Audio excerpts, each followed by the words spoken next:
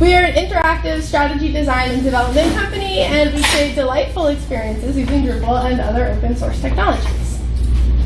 So let's talk about what web accessibility is. Really quick, in case anybody's not briefed, I'm guessing almost everyone in the room is, if you're here. But web accessibility is essentially having a wheelchair ramp for your website. So we want to make sure that we are creating sites that include everybody, not just people who browse in the standard way. And when we talk about who benefits, it's kind of everybody. We've got our visually impaired users who might be blind, might be low vision. We've got our motor impaired users who might not have full motor skills, may have no motor skills at all. We've got people with vestibular issues who might get dizzy or seasick from parallax effects. We've got our deaf and hard of hearing users who will want captions and other accommodations that way. People with seizure disorders, we don't want to kill them with flashing lights. And cognitive differences, who may need a little bit of extra time to browse your content. So, the thing about accessibility is we are not perfect people, and mistakes will be made. That's just kind of the nature of the beast. I would say it's very ambitious to say that there's any perfect accessibility in the world. Chances are, no matter what you build, there will be someone who can't use it, but we do try to do our best. Really, we're humans, and that's the most we can ever really ask of ourselves, is to do our best. So, for Florida DrupalCamp 2016, you all are kind of familiar with Herschel. He's Mike, he is around, and he's one of my coworkers. And I have been nagging him relentlessly about accessibility at work. On every project we've been on, I've been up his butt. So he came to me a couple weeks ago and he said, hey, I worked really hard this year on making the DrupalCamp site more accessible because you yelled at me last year. So I think it'd be really fun if you did a session to audit how we did last year and how I did this year. So I thought, yeah, that sounds like a really fun project. And you can see I ran it through the Wavepool, and we have the no alternative tag icon floating in our bubbles, which I thought was kind of funny. So this is the audit. The first thing I used was the Wavepool. We kind of talked about that in the last session if you caught that. It's a fantastic tool. It's not the end-all be-all. It's better than nothing, not as good as a person. But I figured I'd demo how we use it. And I did do these in video format because we know how live demos sometimes go. So I'll have to follow along with the video, and if I accidentally push stuff and it does weird stuff, I'm sorry. Okay, so here's the Wavepool, and it doesn't let me pause? No, I need that. Okay, well, I'll talk really fast. We started out with the alternative text error. We had a lot of images that were missing all our alternative text in our Wavepool when we ran it. And that's important because if you don't add your alternative attribute, then people won't know what they're looking at. And you can see the Wavepool does give you the standards and guidelines. And you can also click on each individual instance, and it will show you with that red dotted border where the problem was so that you can fix it. And if you click the info tool, it will tell you why and how to fix it. So that's kind of a neat little feature that it gives you. And you can see like, oh, Pantheon didn't have it. Computer Society didn't have it. So there's our alternative text that we missed in 2016. Did it stop? Sorry, it's always awkward with videos, so if it's awkward, I apologize. Alright, so the next thing we took a look at was our linked images missing alternative text.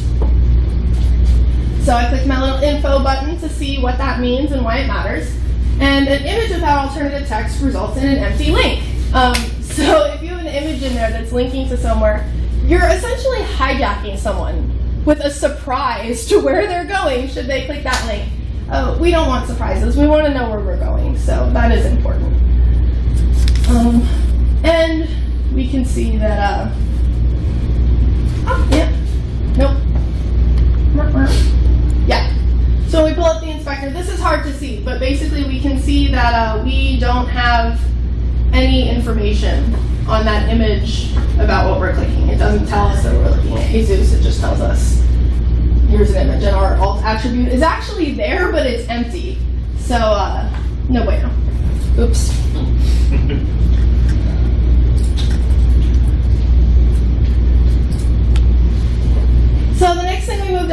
was our skipped heading levels. A lot of people don't know this, but document structure is really important for people with disabilities. They use that to browse the site so that they don't have to hear all of the content on the page.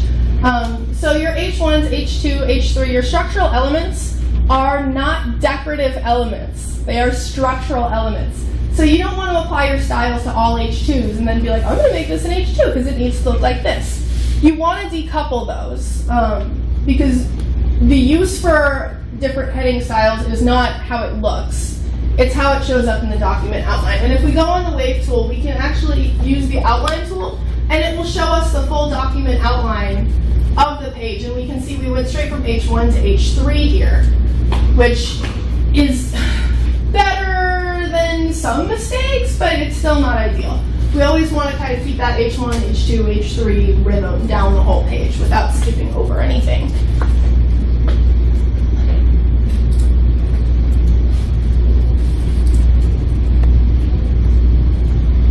All right, so the next thing we took a look at was our redundant links. Essentially, you don't want two things that link to the same URL right next to each other. If that's going to be a thing on your site, you do better to just wrap that anchor tag around both items. Otherwise, someone using a screen reader has to hear that link twice. And it's just like one more annoying, irritating step that you don't need. So if you have like an image of like the logo of somewhere and then the name, you don't want to link the image and then link the name. Just write one anchor tag around the whole thing, and that's fine. That's a lot easier. Oh, and this is cool. If you can't find the instance by clicking on that icon, sometimes it's in here. So you just click the little code tab at the bottom, and it'll pull up where in your code that exists. And you can see here, if you click sponsors, that's a link, and then all sponsors is a link to the same page. So we would really rather just wrap those together or not include that redundant link at all.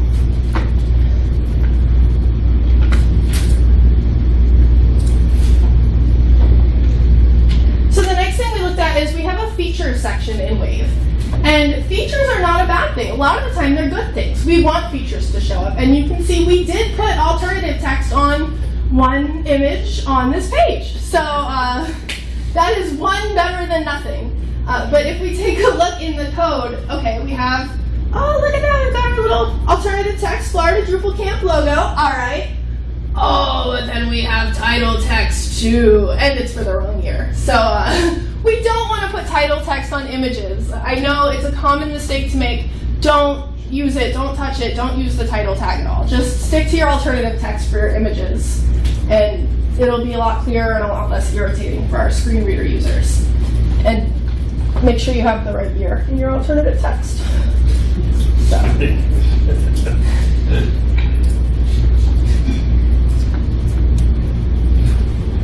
Oh.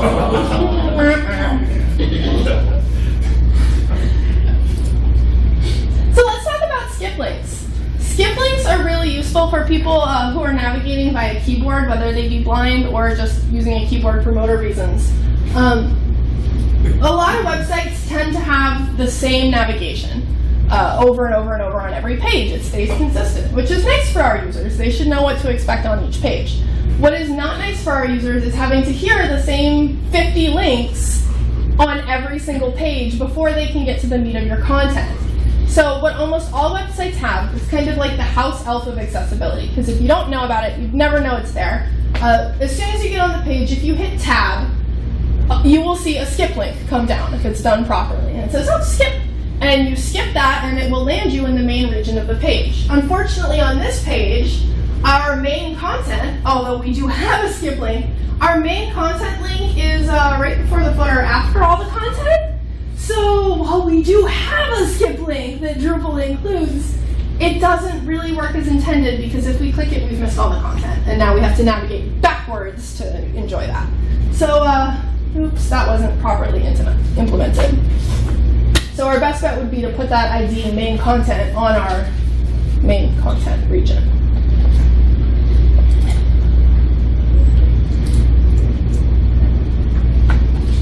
And another good thing that Wave finds, you get brownie points for these, is HTML5 and ARIA. We want these. That's a good thing if Wave pulls these up. We should have header tags, the role tags. We want these things. These help people who are navigating again, so they don't have to tab.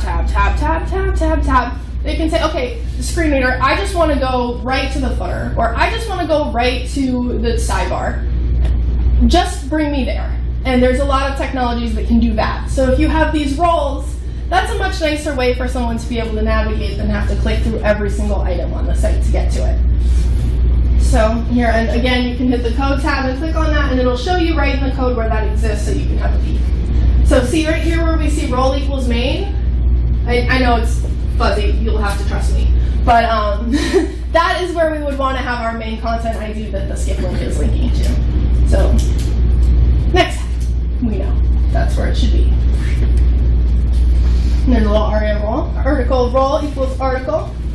Alright, so we're kind of doing some accessibility stuff here.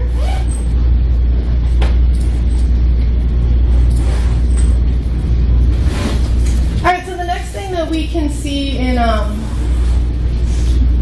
Wavepool is we have this option for no styles.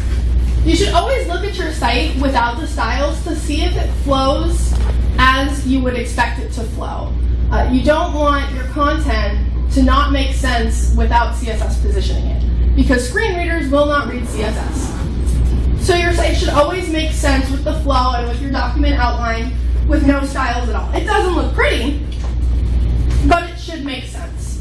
You don't want like any weird surprises in there, or like a heading and then another chunk of content that has nothing to do with it, and then another.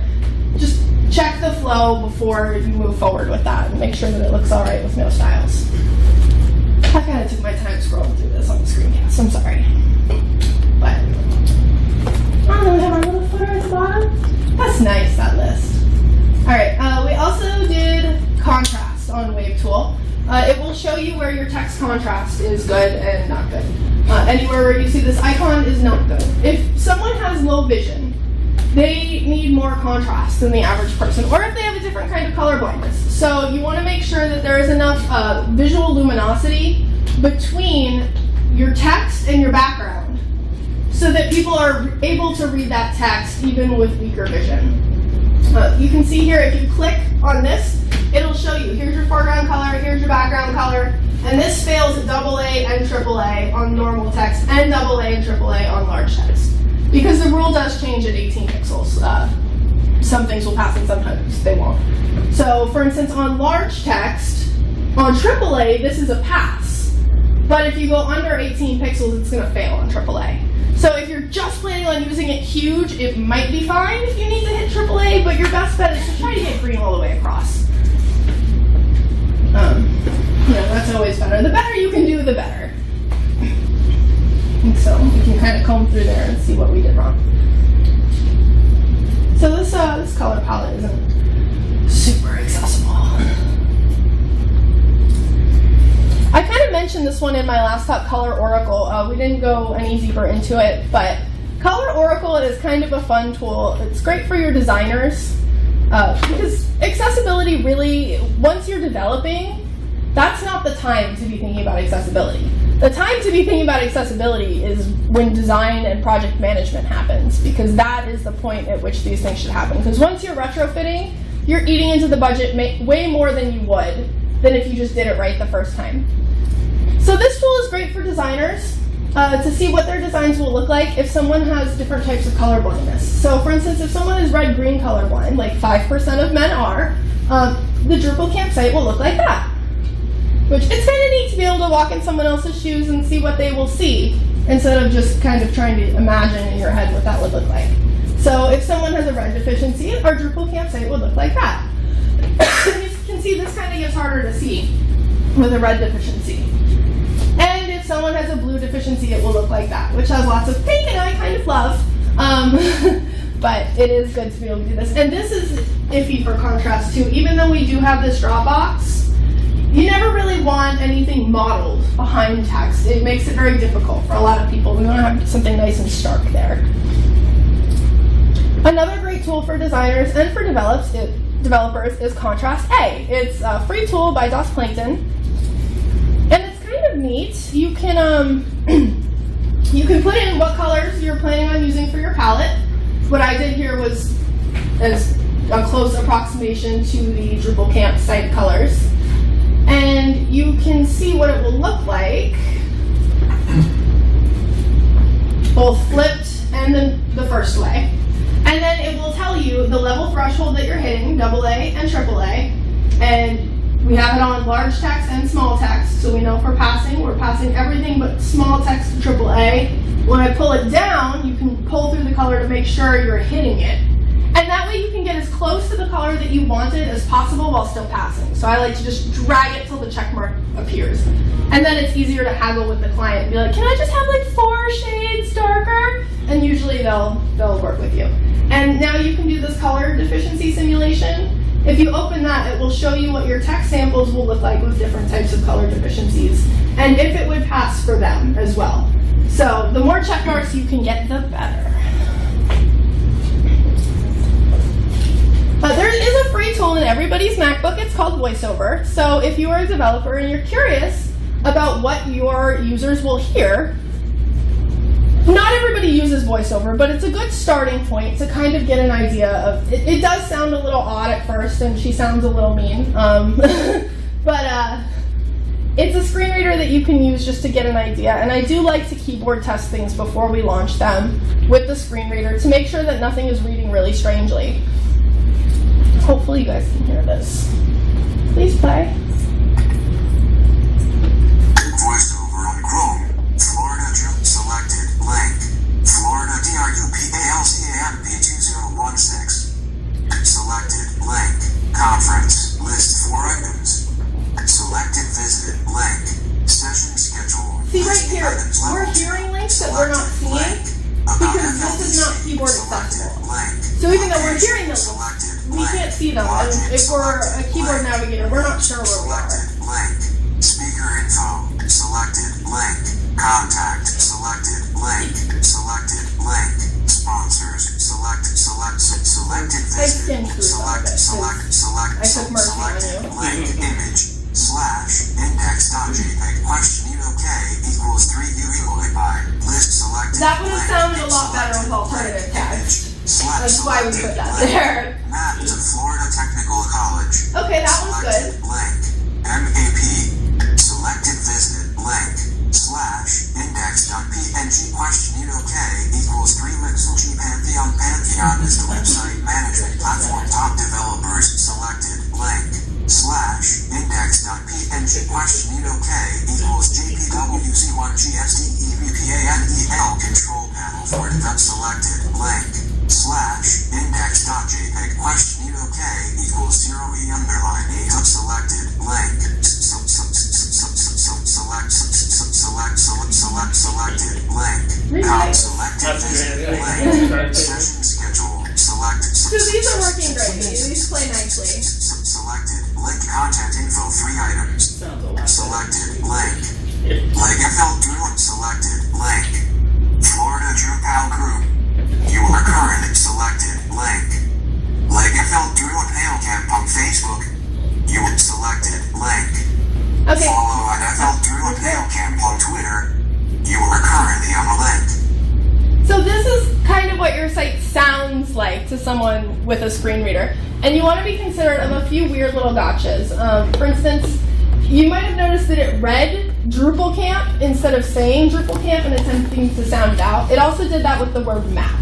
That's because if you write something in all caps, the screen reader is going to assume that it's an acronym, and it will read it letter by letter. If you write it in normal case, it will read it normally. So what you want to do is make sure that your browser has that text written in normal case, and then if you want it in all uppercase for style reasons, you can do that in the CSS rather than doing it, directly in the code.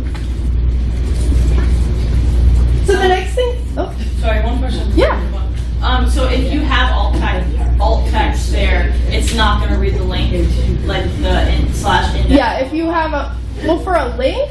Well, no, for the images. Like for the images, yeah, it won't read that if you put the alt text. So, yeah, put the alternative text. I mean, it depends on their settings. If they want the links read, they can turn that on anyway.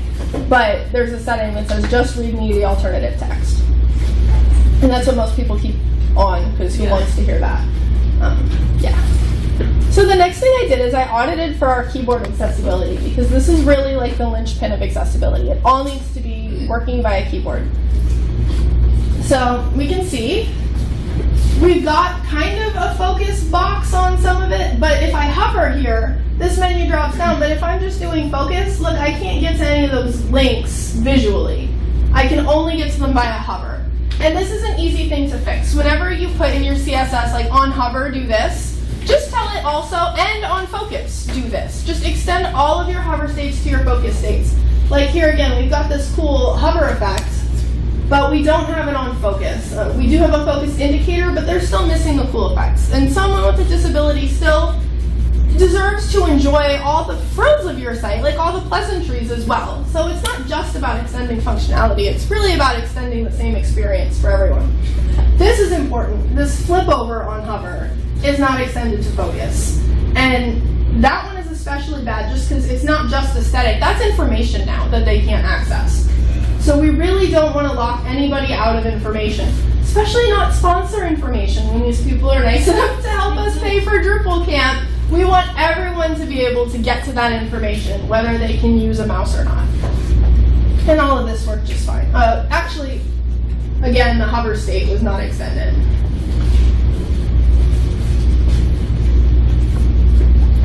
Sorry, could you explain that one more time? You said in the CSS to not only put on hover, but put on focus. On focus, yeah. The same statements. Yeah. Okay. You can even just extend it, like if you're using SAS, where you'd say like ampersand colon hover, you can just say comma, next line, ampersand colon focus, and just extend both of them to everything. And that way everybody gets the same styles. It's like an extra, 7 characters? It's quick. Here we go. And I just, yeah. Is it a good idea to hide real information behind a hover effect or a focus effect? Like when the screen reader or the people trying to get that information, I mean, do people know that the information exists before actually tapping or focusing on that from a accessibility standpoint? No, I mean, there'd really be no way to know.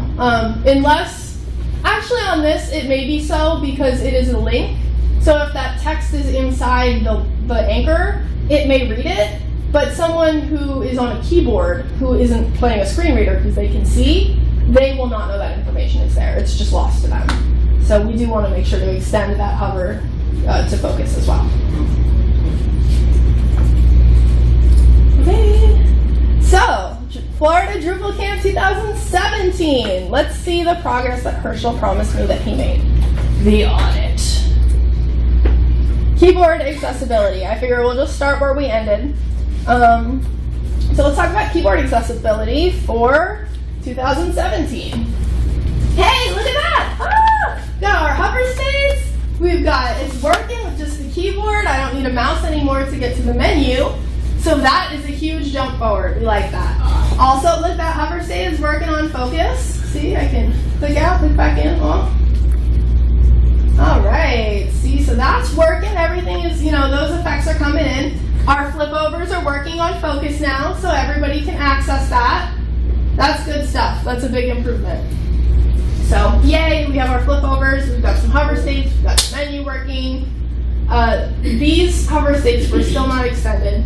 If you want to be really obnoxious like I am, what I do as a developer when I am peer reviewing my coworkers' work is I do a find for the word hover, and I go through and mark every single hover that does not have a focus extended and say focus state, focus state, focus state. And just that quick search and find will catch a whole bunch every time, and then they hate you, but your site is accessible, so. So hey, not bad, right? That was better. Then I put it in the Wavepool to see how we did. So let's see how we did. Ooh, 35 errors. So it looks like we're still not doing as well as we could on our alternative text. We've got 28 images where we are missing that. That's awkward. We missed a few, but we also skipped the heading level in the same places, which makes sense because we use the same theme. So it stands to reason that a lot of our mistakes, if not corrected, are showing up in the same place. So when we go to the code, we can see that, again, we've skipped skipped right to H3. Under features, hey, look at this. This year we have 5 images with alternative text, which is a 500% increase from last year. Looks like we still have some way to go, but at least now the bubbles are labeled that they are bubbles. Instead of our little diver bells, they are bubbles now. So, yeah, we're walking forward a little bit. Did that stop? Yeah, that stopped. Okay. And what's the sweet spot with alt text length? Think of it like a tweet. You want to get like as much information as you can get in there in like a reasonably tweet-sized piece of information. Mm-hmm. But, you know, they can always make it stop reading it if they get bored. But like, don't write like War and Peace in there. But like a tweet. All right, so I checked our contrast this year. Ooh, we still, okay, this whole thing is, I'm going to speak frankly, a vestibular nightmare. So even if contrast wasn't an issue, which it totally is, the vestibular stuff is. So don't put a floating box that's static over a moving video. That's going to make people puke in their soup. We've also got, like here, we've got a silver on white, gold on white. This white on blue is okay. This was actually good. But this gold is not good. But you can see down here, it passes for large text, but when we get to the smaller text, it no longer passes. So anything that's white on blue like that would need to be at least 18 pixels.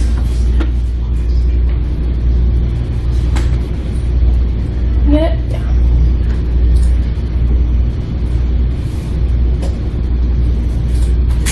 Let's see. Oh, hey, look at that. Our skip link is visual this year. So this year, you can see the skip link. It still doesn't work, but we can see it now. So, you know, 50%. Yeah, our skip link is still linked to the end of the page near the footer. So, while the styling is better, in spirit, the skip link still is not fixed. And next year, it will be, because I will make sure that it is, or else. And so really, I guess the moral of the story is that as the Florida DrupalCamp community, we're getting it! But we're not quite perfect yet.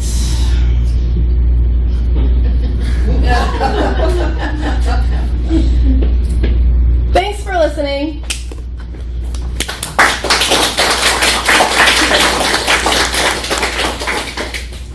Did anybody have questions, comments?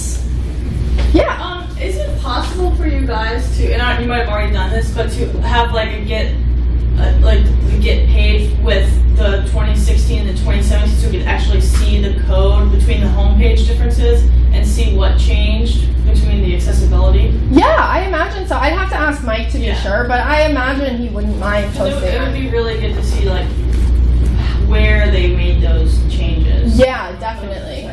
Yeah, that's a really cool idea. I'll definitely ask, and I couldn't imagine him saying no. Mm-hmm. If for some reason not, at the bottom of the page on Florida DrupalCamp, you'll see links to all the previous years. Those sites are all still up legacy, so you could always do an inspect source. But I like the idea of having like the Git log of seeing it. Yeah. Yeah. I came in a little late. The Sure. AA, AAA. Yes. Okay, good. I'm glad you asked. There are different levels of accessibility. AA is really like your normal standard accessibility. That's really like where all businesses should be shooting for at least. If you've got AA accessibility, that's a pretty solid CYA for almost any business. AAA accessibility is like where I come to your house and throw confetti around and tell you how awesome you are because you worked so hard to make your site accessible. That's like the golden, perfect, shining, accessible site that has pulled out every stop to make it perfect. Almost no sites are AAA. That's really unusual. But it's better to shoot for AAA and land in AA than shoot for AA and not pull it off. So shoot for triple, you'll probably hit double. Yeah. You talked about that the time for accessibility planning is when you're doing design and doing that portion. Often I see that done in Photoshop or something other than web. So tools like Wave and those aren't going to work there. How do you recommend testing those? There is a really cool sketch plugin, and the name of it is escaping me. Let me check. Sorry, I'm not a designer, but someone just mentioned this to me the other day. To Google. I'm not on the internet. Oh, no, I am. Cool, okay, that's still there from last year. No, Sketch does have one.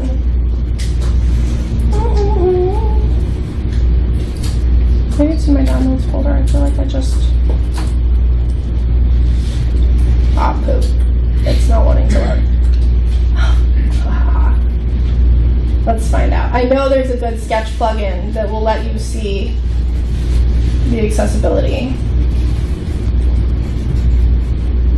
I love that we have these now. It's like any question I want to know. It's Get Flourish. That's what it's called. It's on GitHub. It's just a free plugin for Sketch that you can use, and it'll tell you if your comps are accessible or not.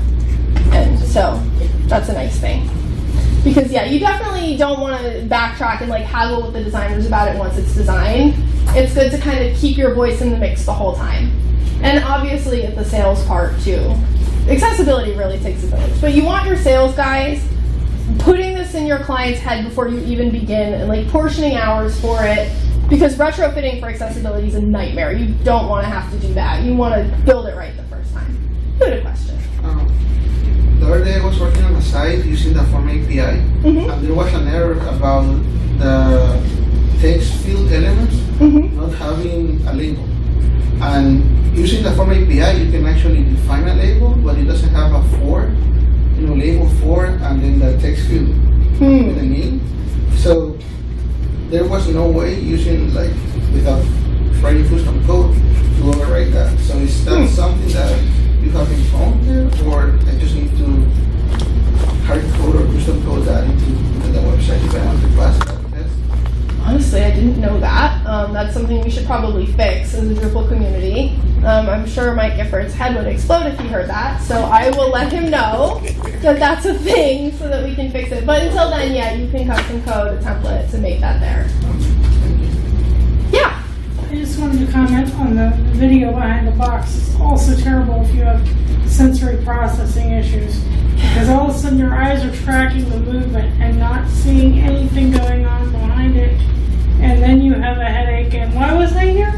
It happened very quickly. So I sat here for about 10 seconds before we started talking, like, why is there a video? What am I? Because that's one of my issues, and I was like, I apologize. No, it's like, I know, just to say, I know it seems flashy and oh, look what we made it do. No, please. For the rest of us, it's like, it's doing things and I don't know where I was supposed to. It's like Dory. I'm sorry, I got distracted. Where was I supposed to be? I will admit, not to say I told you so, but I told them about that video. So, don't put solid text over a video. Unless the video is like really filtered to like opacity 5% and it's like a flourish with like really stark text. But like even then, like don't do that. Just don't do that. Yeah, I agree completely. Anybody else? Questions? Yeah. Any good resource if you want to learn more about this? Yes. WebAIM is a great resource. We have a Drupal community, the Ally community for Drupal. There is a Slack channel, Ally. If you're on Slack, you can join there and ask questions. What else? There's a whole bunch of really good ones. Obviously, read through the Section 508 standards and the WCAG 2.0 standards and try to get familiar with them to know what's expected through those standards. Even if your sites aren't legally held to those standards, they're there for a reason. Those are good standards to follow no matter what. Yeah. Even if your sites aren't legally held to them, I was keeping track of this for a while, and the DOJ, I don't know what they'll do under Trump, but they filed several dozen lawsuits between 2011 and about March of last year when I quit keeping track of it. And every single one of them, except for one in the settlement, required conformance with WCAG 2.0 level AA. Nice. Yes, more lawsuits have been happening, even in the private sector. Target got slammed a few years ago, and they ended up paying out, I think, like $11 million, all said and done. But it would be better if they used that money to fix it. Well, that's the thing. It wouldn't Getting have cost them slammed anywhere near $11 million to make their site accessible. But the Coalition for the Blind contacted Target and said, hey, we can't use a lot of the functionality on your site. Could you fix this? And Target said, no. Oh. And so they sued them. And Target paid dearly for that. So now their site is very accessible. I've audited it myself just for funsies, and they did fix that. So I do tend to warn my clients. I'm like, hey, look, I know you're not legally required, but you could still get sued. You should really cover yourself just in case. Especially in California, this is more of an issue because California has a lot of laws designed to protect people with disabilities. And your business does not physically have to be within the confines of California for this law to apply to you. You just have to sell things to people in California. So if you have a site and you sell t-shirts from here in Florida and someone in California goes on your site to buy a shirt and they can't buy it, they're within their rights to sue you for that. And they could win. So it is important to be very careful. I had no idea. Just out of selfishness, if nothing else, I mean, cover yourself.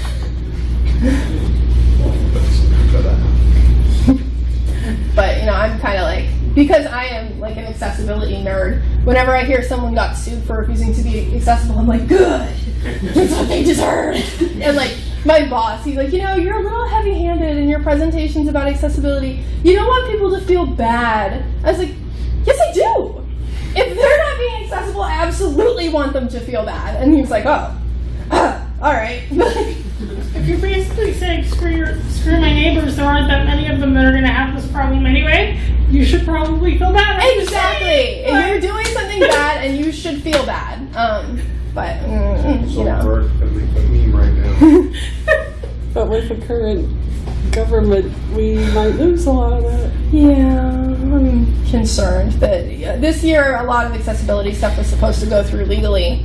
Because we're one of the only first world nations that does not legally require things to be accessible in the private sector. So I was very excited that those laws were going to come through, and who knows, with things changing hands, it might not. Hopefully it still does, but who knows. Wait, we're used to it. No crystal ball. But we can hope that good things will We're happen. used to it. Oh, that stinks though. It's not right. Yeah. Which tool were you using when you were doing the voiceover reading? Oh, that's VoiceOver for Mac. From that? Yep, and it's free. It's already on your computer. You don't have to download it.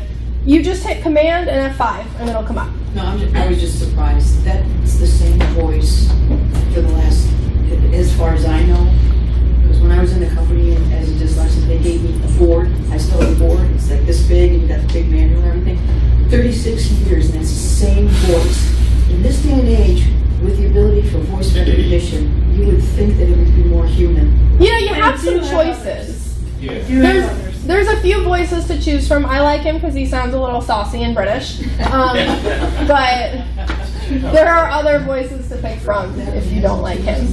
And a lot of blind users turn up the speed on that too. Like I keep it slow because I'm sighted and I want to like really hear it. But most blind users, he's talking really fast the whole time and they can follow along because they're used to it. So there's no like PC alternative? No, there is. For Macs? Windows. That's free. It's on Windows 10 and up. It's free, and that one is actually overtaking JAWS. What is it called? Windows Eyes. Windows Ice. Eyes. Okay. And yeah, it's slowly creeping up on JAWS as the most used screen reader. So definitely check it out. It's pretty cool. I love seeing big tech companies providing accessibility tools for free. Like that makes me so happy because people should not pay extra to have a disability. Like everyone should have the same access and they shouldn't have to pay extra, in my humble opinion. It's, you know, you shouldn't be selling admission tickets for what everyone else gets. If for there's free. profit to be made. Oh, someone will make it. But that's why the big companies are starting to release these things as free software so that, you know, other opportunists can't make that money there. Anybody else? Did I scare you away with my heavy-handed accessibility talk? Poor Mike. Thank you. Poor Mike. No, he did good. He did better than last year. There was improvement. I mean, I'm glad he tried. I would personally say, because I'm a UX designer, so that works for a Drupal specific agency, so I don't really I do very small front end stuff for UI stuff, but this like made coming to DrupalCamp completely worth it for me, because this was super eye-opening. Like, I feel really terrible, and the fact that like I have not just been aware of anything but the basics for accessibility, and not understanding how in depth you can go. And the rabbit hole is deep. The fact that we are hindering others and preventing people from using our products. So this is like being. I would come just for this, basically. Thank you so much. I'm so glad. Thank you. You know, that's like a new perspective to take away. And Yeah. I hope you run with it. Yeah. And if we don't see Mike in the halls, do let him know that we really appreciate his openness and sharing all this. Definitely. And that, he made that attempt this year and said, this is important to me. I want to learn. Like, I don't want to like poop on him because it wasn't perfect. Because the point is, he made an effort and said, hey, this is important. I'm going to do my best and tell me what you think. Like, that's fantastic personal growth. I mean, no one nails anything on the first try, but he learned a lot. So, that was a great motion forward. Oh, thank you, Forrest. I will. Yeah, I was telling my husband, Alex, say hi. I was telling him last night that I wanted to bring Herschel in here and make it a drinking game. And be like, for every mistake I find, he has to take a shot. And then we realized that Ignite Talks are coming up afterwards, and maybe we shouldn't have him hammered for the Ignite Talks. Need any more help? Yeah, no. But it would have been fun. I'll do it to him tonight. But yeah, we've got 2 minutes left, so if you want to get a move on and go early, or if anybody has a question. How in Mac you just press F5 and you have access to that? How do you have access to it on PC? On Mac it's Command F5. On PC, I don't know what the hotkey is, but if you go into the Windows key and type Windows Eyes, it'll come up.